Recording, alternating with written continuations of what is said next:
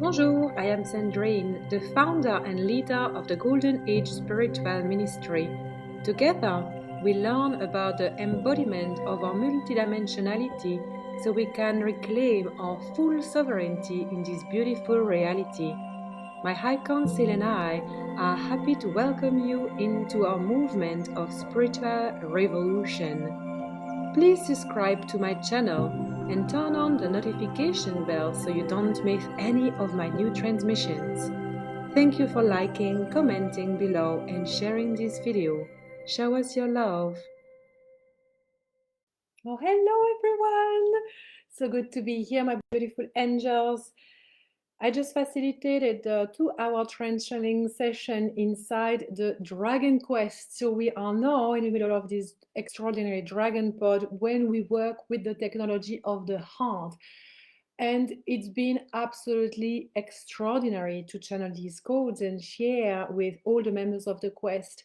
And so, of course, I cannot, share all of it here because it's different, but I want to share some of these codes with you. And I also have felt called to offer you the possibility to receive this pod individually. Because you need to join the entire Dragon Quest for a year, but things are shifting in the architecture, and I want to offer you the possibility to get the recording of this pod and to keep it for life. So if this is something that interests you, it is possible, just get in touch with me, okay? So day one, we did beautiful meditation to anchor into the heart of the dragon or heart. The second day was this masterclass, and we shared about the technology of the heart as an engine, like a proper technology that is very different from feelings and emotion, very different from love. And the same as a car needs the right fuel to be put in the engine so it can work perfectly. The heart needs to have the right fuel to function. This masterclass was life-changing for me because channeling these codes allowed me to really refine my understanding of love, to refine my understanding of the pain that is still present in our heart, like grief, trauma, anxiety, stress, all of that, to refine that in the comparison of this high frequency fuel of unconditional divine love, the love that God, that Gaia, that our soul has for us and humanity and creation. So when the heart runs on poor fuel, the heart technology becomes more and more cracked and rusty, and it's gonna be like really, really challenging. It feels like so squeezed like this. But when the heart runs on the proper intended fuel, which is the highest frequency of love, then the technology of the heart can get upgraded. It is the same as I have an old iPhone. It's going to get slower and slower and slower, and I'm not going to be able to have all the apps I want and to call and to do all of the things I want. It's just not going to work. It's too old, it's too outdated. I need to get a new iPhone.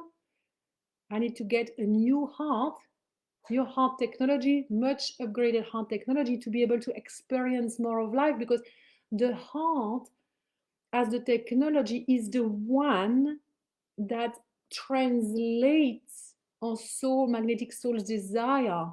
So if the heart technology doesn't function well, we cannot really dream much. It's very challenging for us to feel hope for humanity, to feel our divinity. It is challenging for us to also connect to other stations of identities of higher frequency because the technology is old. Try to run the latest thing on an old iPhone. It doesn't work. So a lot of you here, you want to know yourself on a multidimensional level. You want to know your galactic family. You want to know your past lives in ancient civilizations and so on.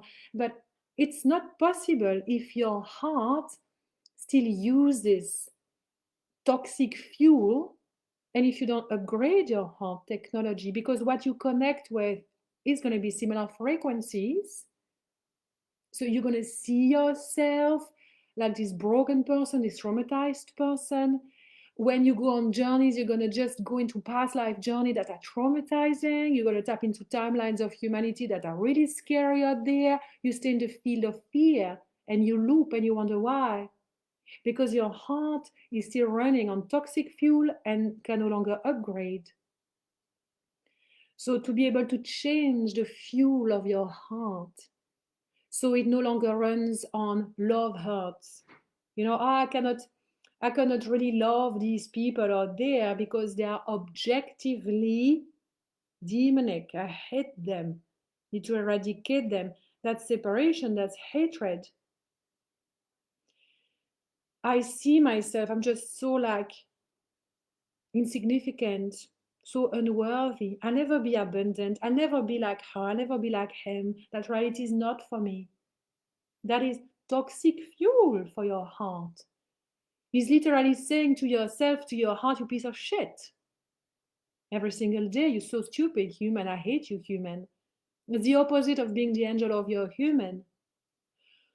When you go out there and you're very righteous, oh, this is my space, this is how things should be. Look at these moguls, I'm so awake, I know better. This is so toxic for your heart. This arrogance, this discrimination, this righteousness, it's like, ugh. It's like acid for the heart.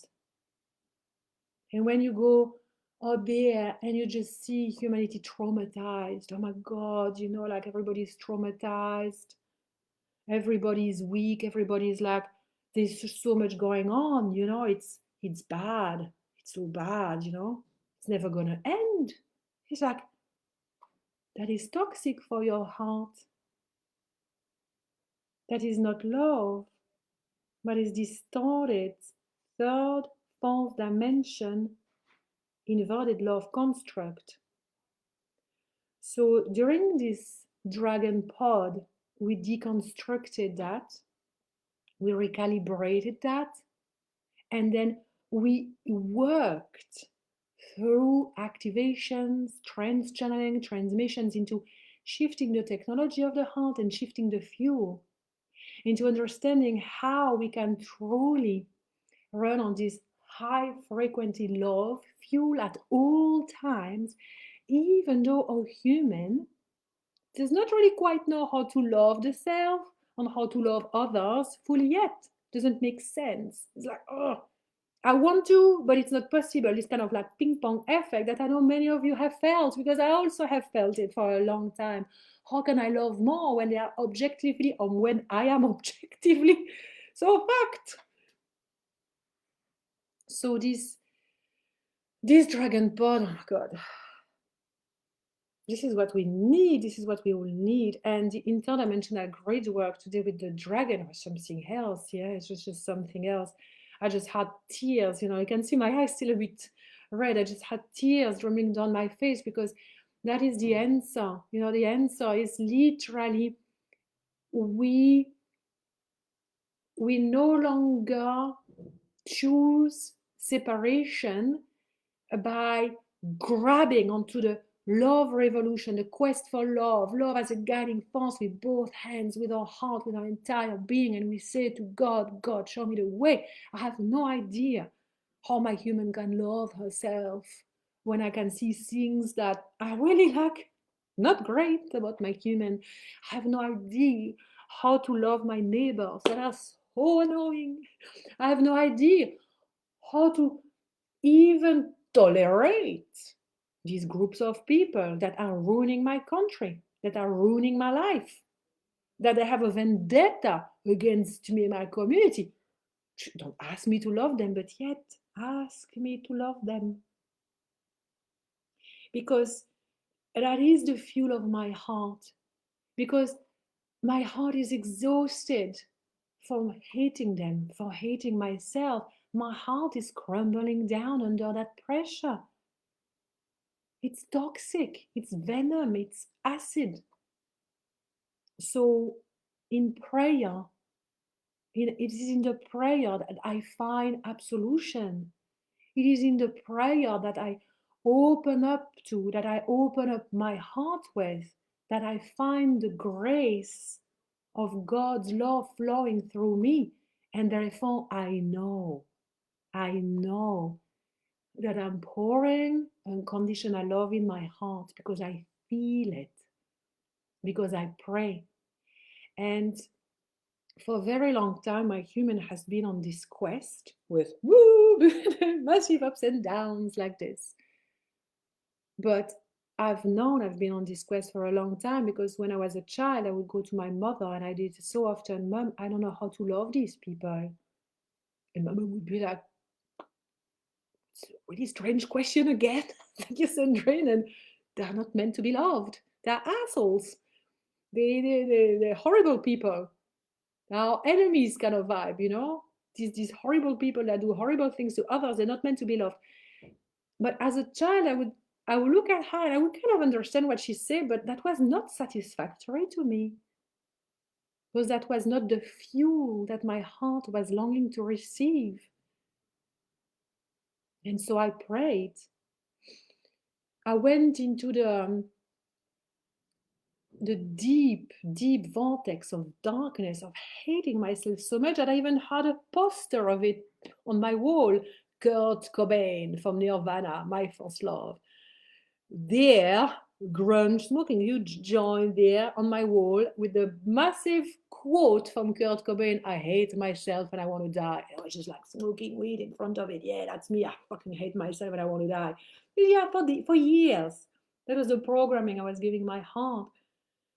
And I felt so unloved. I felt so unlovable. I felt so intense, so too much, so weird, so problematic, too masculine, too tomboyish, too intense, too outspoken, too crazy, too wild, all of it. That I felt no one could ever love me. That, yeah, my mom loved me, but it's because my mom, she must, you know. I wondered how I could have had friends just because they liked me to entertain them, you know, kind of vibe. I felt so unloved. I felt so cut from God's love. I hated God for a few years. I thought I had been forgotten. I thought there was something wrong with God. I hated humanity. Humans so stupid. Humans are so unconscious. I hated everything. I chose hatred for so long and I fed my heart with so much toxic fuel that I nearly left Earth because of that. But then something happened.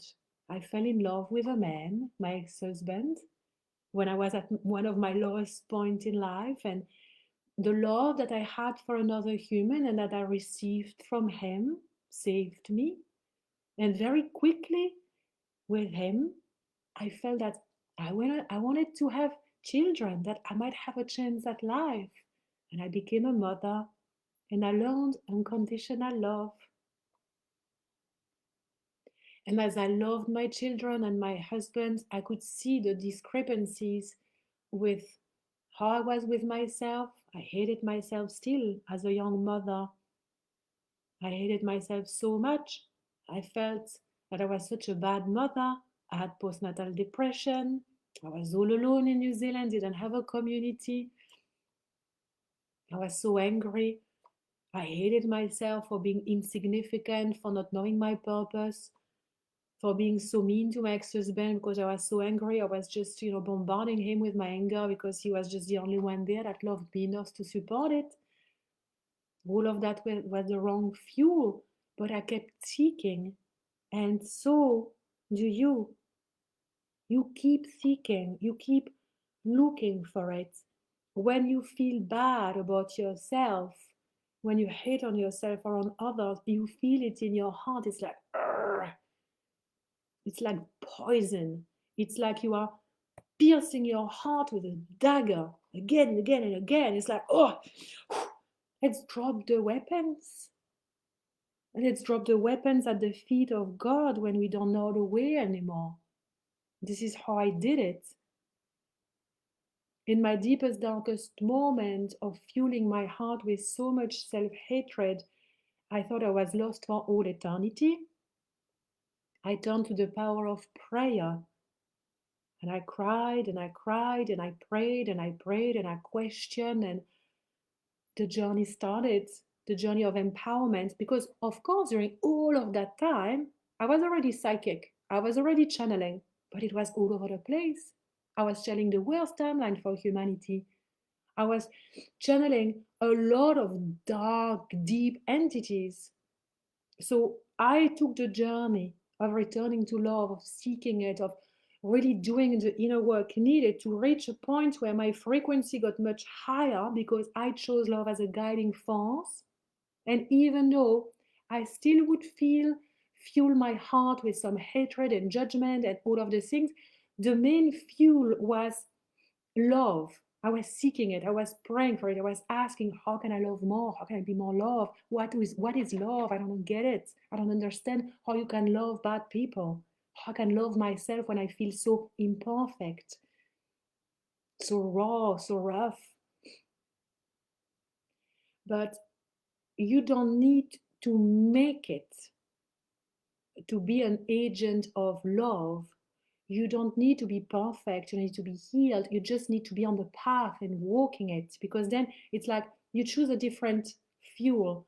You can choose the fuel of hatred, self-hatred, of discrimination and separation, and speak this, think this, and do this, therefore creating fragmentation, which is going to prevent you from embodying a higher identity, which is going to prevent you from knowing love, from knowing abundance, from knowing freedom, from knowing yourself. It's going to prevent you from activate your soul mission. But you can also choose to let that fuel go. It sucks. It's fucked up. Take another one and feed yourself with love. Be your best friend. Be the angel of your human. Be the one who speaks words of hope for your community, for your friends, for your children. Refuse at all cost to speak about doomsday scenario for humanity. Refuse at all cost to take sides in a battle. When you look at both sides, it's like, stop fighting. Refuse to drop the ball and hate on yourself, thinking there's something wrong with you. Just no more of that. Do not tolerate any of that. And feel yourself. I don't know how else to think. I don't know how else to be. I don't know the solution to this, but all I want is to be fueled by love, for love to guide me, to show me the way. And as you do that again and again and again, you are a freaking spiritual athlete. This is your musculature. This is what I want you to do relentlessly. Don't drop this ball. Don't wait. Don't procrastinate on this. And as you do this, you're going to start perceiving things shifting, because all of a sudden the engine of your heart runs on high frequency fuel. And so what happens is that the stations of identity that you connect with are very different nature. When I connect with stations of identity, there is no one anymore that is a fucking boring version, that is a hatred version, that is like a traumatized version. No, the stations of identity I co-create with are fucking next level badass leaders. Syrian, Arcturian, Palladian, no, not Palladian, but actually praying mantis, dragon, stations of identity that reside in other configuration of Earth, parallel Earth, advanced Earth, all the stations of identity I connect with. I'm like, oh my God, they are part of my multidimensional network. They're a bit me. Oh my goodness, fuck yeah, I love it. Let's get to know them. Let's embody more of that.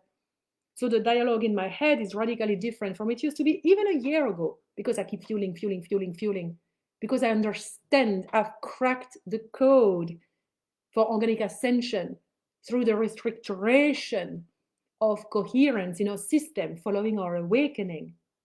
I understand what a spiritual athlete is. And for the rest of my life, I will do it. There's no way I can drop the ball, because it's me. And I want that for you too. I want you to be you so much that you know that for the rest of your life, it's just getting better and better and better. Because once this engine works on the right fuel, what happens? New timelines open, As quantum law, the signal that you emit is of such high frequency, it commands the field to align to that. So what happens? Have upgraded reality, way better friends, vibing friends, community, people coming to hang out with you. Everybody wants to buy your offers, everyone wants to be in your field, people join you, you travel, you have like a new house that you love so much, your body feels better than ever before, you have more courage to go running, to go hit the gym, to eat healthy. All of that is because the heart runs on the right fuel. And everything starts from there. The reorganization of identity, quantum leap, timeline shift, all of it.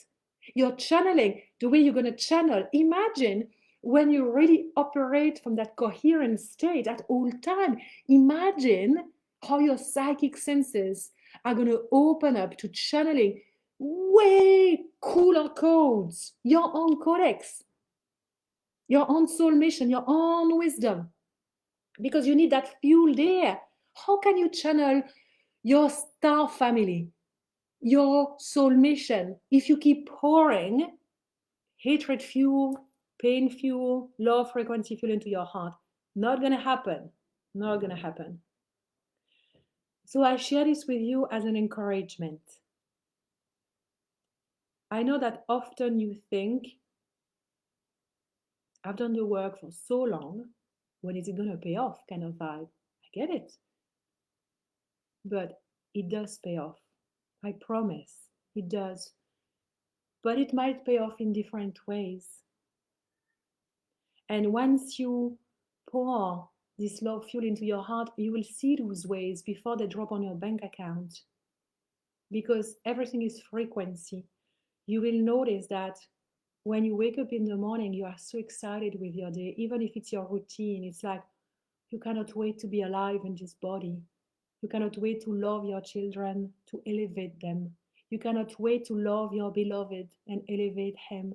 You cannot wait to see your friends and elevate them. You cannot wait to smile at the lady at the counter at the grocery store, because it's just, you want to elevate them. It's embedded in you. And when you live this way, you feel so energized, so activated, that your mission expands tremendously. You have so much more inner resources, so many more creative ideas, because the engine of the heart is of higher quality, because you're pouring fuel that is very high quality. Everything expands. The heart is going to command the mind, your belief system, your pathways to change according to its frequency. This is the signal. The signals changes the mind. The signal changes the womb space, your power, creation. It recalibrates everything into higher light. When coherence is found, this is when the restructuration of your unique organic ascension templating happens. This is when you become a beacon of light that is undeniable. This is when you feel so solid in yourself, you stop wondering if you're doing it right, if you're indeed on the ascension train, if you're indeed on your soul mission. You just know you are. And you know that everything that happens in your life is a part of that, is a part of the love revolution, the love that God, that life has for you. I'm going to go and need to have food, because I'm hungry like a dragon after facilitating 2 hours strength training session and now nearly half an hour this. So I want to leave with, again, inviting you to receive the replay of this Dragon Pod on the Heart technology. It's going to help you, and it's going to be massive for your mission. Just contact me. I love you, and I will see you very soon.